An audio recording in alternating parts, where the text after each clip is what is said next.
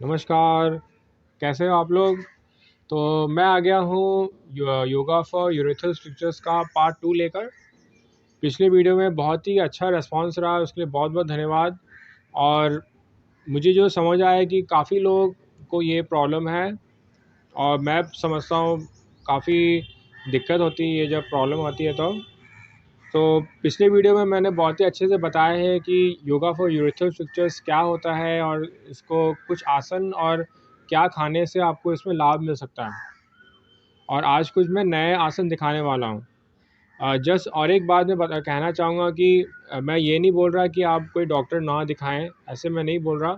और बस यही है कि मुझे लगता है कि योगा से जो है इस कंडीशन में आपको आस्ते आस्ते आपको लाभ मिल सकता है, इसलिए मैं ये आपको आसन दिखा रहा हूँ। और ये आसन करने से देखिए कोई साइड इफ़ेक्ट्स आप देखेंगे जब करते हुए, कोई साइड इफ़ेक्ट्स ऐसे कुछ नहीं है। बहुत ही सरल आसन है और कोई भी ये कर सकता है। मतलब ऐसे नहीं है कि मैं आपको बोल रहा हूँ कि सिर पे खड़े हो जाइए या ऐसे कुछ नहीं बता रहा हूँ। बहुत ही सरल आसन है, कोई भी इनको कर सकता है। तो आइए हम लोग आरंभ करते हैं। तो पहला आसन है एक पाद पदोत्तान आसन। उसके लिए आप ऐसे लेट जाएं।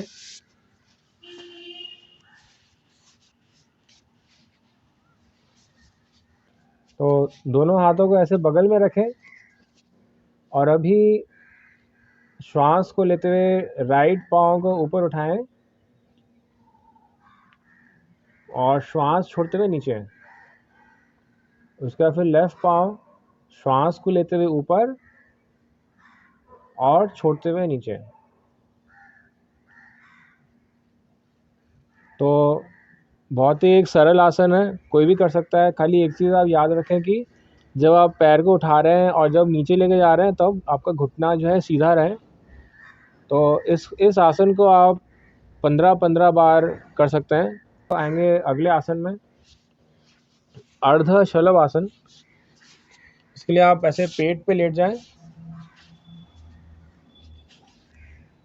दोनों हाथों को ऐसे पीछे रखें बगल में, शरीर के बगल में रखना ऐसे। और उसके बाद श्वास को लेते हुए राइट पैर ऊपर उठाएं, छोड़ते हुए नीचे। फिर लेफ्ट पैर श्वास लेते ऊपर, छोड़ते हुए नीचे। सिर जो है आपका चिन्ह के ऊपर रहेगा। श्वास लेते हुए ऊपर, छोड़ते हुए नीचे, फिर लेते हुए ऊपर, फिर छोड़ते हुए नीचे। तो इस आसन को भी आपको 15-15 बार करना है। अभी हम लोग आते हैं अगले आसन में। अगला आसन है पवन मुक्त आसन, सुप्त पवन मुक्त आसन। इसलिए आप ऐसे लेट जाएं।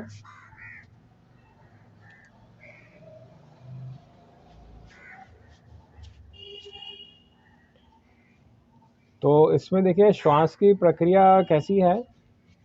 श्वास को लेते हुए मैं ऐसे पैर उठा रहा हूँ, फिर श्वास को छोड़ते हुए आप ऐसे पेट को दबाएं। इस स्थिति में थोड़ी देर के लिए रुकें, करीब 20 काउंट आप कर सकते हैं, 20 से 30 काउंट जितना आप आराम से इसमें रुक सकते हैं। फिर श्वास को छोड़ते हुए नीचे।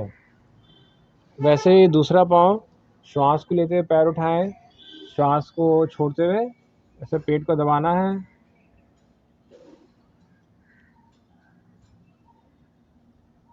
जब आप इसमें रुक रहे हैं 20 से 30 काउंट, तो आप श्वास को सामान्य रख सकते हैं, फिर श्वास छोड़ते हुए नीचे। और उसी प्रकार से अभी दोनों पाँव एक साथ।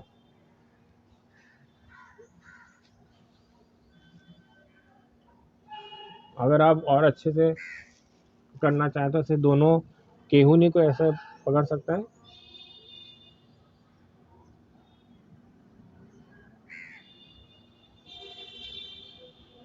फिर धीरे से रिलैक्स। तो इस आसन को आप ऐसे, ये रहा एक राउंड, तो आप इसको 3 राउंड आप इसको कर सकते हैं। तो मैं एक छोटी सी टिप देना चाहूँगा। आजकल हम जैसे देख रहे हैं कि काफ़ी लोग वेस्टर्न स्टाइल टॉयलेट्स में काफ़ी बैठ रहे हैं, पर वैज्ञानिक साइंटिफिकली भी ये बोला गया है कि इंडियन स्टाइल जो टॉयलेट है वो ज़्यादा अच्छा होता है हमारे लिए। तो मैं बिल्कुल बताना चाहूँगा, ये जब आप ऐसे जब बैठते हैं इंडियन स्टाइल टॉयलेट में, इसमें बैठ के जब भी आप यूरिन पास करते हैं तो मैं बोलूँगा आप स्पेशली अगर यूरेथ्रल स्ट्रक्चर की कोई समस्या है या कोई भी यूरिन की कोई समस्या हो, तो मैं बोलूँगा कि आप ऐसे इंडियन स्टाइल में बैठें। और जब आप ऐसे बैठे हैं तो आप चेष्टा करें कि आपका जो मूत्र द्वार है उसको थोड़े शांत करने का प्रयास करना। तो कैसे करेंगे इसको, ऐसे बैठना है और ऐसे बैठ के श्वास लेना है और छोड़ना है, और उसको जो आपके जो मूत्र प्रणाली है उसको श्वास के द्वारा शांत करने का प्रयास करना। तो जितना आप शांत करेंगे आपका जो मूत्र द्वार है वो रिलैक्स होगा और फिर आपको यूरिन करने में आपको सुविधा होगी। तो मैंने ये 3 आसन बताए, ये तीनों आसन ही जो यूरिनरी सिस्टम, किडनीज और एक्सक्रीटरी सिस्टम, इसके लिए बहुत ही अच्छे आसन हैं ये तीनों, और आप इसको आराम से कर सकते हैं, कोई दिक्कत नहीं होगी। और जिनको हाई ब्लड प्रेशर है वो लोग इसको एकदम आराम से, एकदम आस्ते आस्ते श्वास को लेते हुए इसको कर सकते हैं।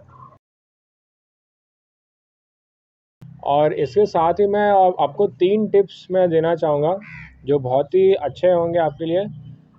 एक है कि आपका जो लाइफ़स्टाइल है, तो कई लोगों का हमारा जो लाइफ़स्टाइल ऐसा हो गया है कि अभी तो जैसे कि बहुत ज़्यादा बैठना हो गया, या सपोज़ अगर हम लोग घर में हैं तो लेट जाते हैं, सोफ़ा है तो लेट गए, या पलंग पे हम लोग हैं लेट गए, लेटे-लेटे मोबाइल करना। तो एक बहुत ही एक सेडेंटरी लाइफ़स्टाइल हो जाता है और उससे फिर पूरा हमारा जो पाचन तंत्र और जो हमारा जो रिप्रोडक्टिव ऑर्गन्स, हर चीज़ जो है पूरा एक डिस्टर्ब हो जाता है। और तो एक हेल्दी लाइफ़स्टाइल आप रखें, और खाना जो है आप लोग टाइम से खाएँ। कई बार होता है कि बहुत देर से लोग खा रहे हैं, जैसे कि रात का खाना स्पेशली जो होता है कुछ 10 बजे 11 बजे, इस टाइम में भी लोग खाते हैं। तो उस टाइम में खाने से फिर आस्ते-आस्ते फिर जो हमारा जो सिस्टम है वो गड़बड़ होने लगता है, और फिर ये सब बीमारियाँ फिर आस्ते-आस्ते बनना शुरू हो जाती हैं। तो रात का जो खाना है स्पेशली आप लोग एटलीस्ट 8 से या 8 साढ़े 8 इस टाइम में आप खाएँ तो अच्छा होगा। मैं खुद ही मैं काफ़ी जल्दी मैं खाता हूँ, कुछ 6-7 बजे ऐसे मैं खाता हूँ, पर सबके लिए मेरे ख़्याल से दिक्कत होगा उतना जल्दी खाना। पर अगर हो सके तो आप 7 साढ़े 7 बजे खा सकते हैं रात का खाना, क्योंकि क्या होता है कि 7 साढ़े 7 उस टाइम में वैसे भूख भी लगना शुरू हो जाती है। तो उस टाइम में आप हम लोग कई बार स्नैक्स लेते हैं या चाय वाय ऐसे पी लेते हैं, और फिर उससे क्या होता है कि फिर भूख नहीं लगती है, फिर बहुत देर के बाद फिर 8 बजे 9 बजे इस टाइम में फिर हम लोग रात का खाना खाते हैं। तो आप अगर हो सके तो आप शाम को स्पेशली जिनको ये सब यूरेथ्रल स्ट्रक्चर अगर किसी को है, तो आप प्लीज़ आप जो है रात को जो है आप थोड़ा जल्दी खा लीजिए, 7 साढ़े 7 इस टाइम में आप पेट भर के अच्छे से आप खाइए जितना आपको भूख है। और उसके बाद फिर आप जो भी अपना काम है करके आप करीब 10 बजे 10 साढ़े 10 बजे तक आप थोड़ा-सा सोने जा सकते हैं। और पानी जो है आप अच्छे से पीजिए। पानी जो हम लोग कई बार पानी पीना ही भूल जाते हैं, अपने काम में व्यस्त रहते हैं, पानी पीना ही भूल गए, जो भी हम ना कर रहे हैं मतलब। तो पानी जो है आप एटलीस्ट बोला, अभी तो गर्मी का समय है तो 6 गिलास 6 से 8 गिलास पीना चाहिए। वैसे वैसे को मैं ऐसे कोई निश्चित नहीं करना चाहूँगा, क्योंकि देखिए ग्लास का भी देखिए साइज़ थोड़ा-सा 19-20 का एक फ़र्क होता है, कुछ बड़े ग्लास होते हैं, कुछ छोटे ग्लास होते हैं। तो बस मैं यही बोलूँगा कि आप जस्ट थोड़ा-सा अवेयर अवेयर रहें कि आप कितना पानी ले रहे हैं, और आपको आप देखते रहें कि आपको कितना पानी चाहिए, उस हिसाब से आप पानी आप पीते रहें मतलब।